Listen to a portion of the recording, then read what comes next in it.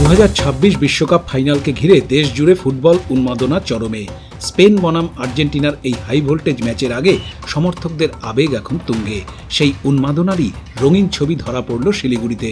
শহরের এক মিষ্টি ব্যবসায়ী, যিনি নিজেকে আর্জেন্টিনার কট্টর সমর্থক বলেই পরিচয় দেন, সম্পূর্ণ ভিন্নভাবে এই মুহূর্তটাকে উদযাপন করছেন।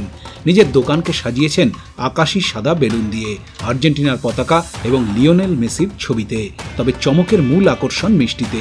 ল্যাংচা, রসগোল্লা থেকে শুরু করে সুইট রোল, সবকিছুই তৈরি হয়েছে আর্জেন্টিনার জার্সির রঙে। সোনাক্ষী, মশলা কোথায়?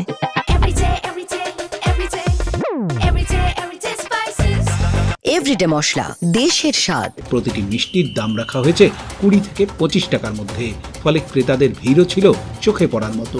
জানা গেছে, ফাইনালের আগের রাত থেকেই টানা কয়েক ঘন্টা ধরে তৈরি হয়েছে এই বিপুল পরিমাণ মিষ্টি। সকাল হতেই দোকানে উপচে পড়া ভিড়, বিশেষ করে আর্জেন্টিনার সমর্থকদের।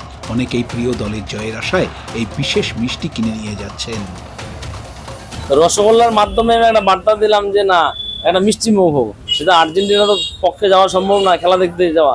তো এখানে একটা উৎসব পালন করলাম মিষ্টির মাধ্যমে। আর্জেন্টিনার সাপোর্টার হিসাবে এখানে একটা মিষ্টি তৈরি করে একটা উৎসব পালন করা হলো।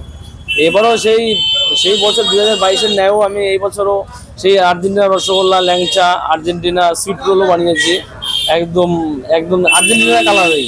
তো এই বছরও সেই সুবাদে বানিয়েছি। আর এই বছরও আর্জেন্টিনা সাপোর্টার তো আছে, আর্জেন্টিনাও জিতবে এই বছরে।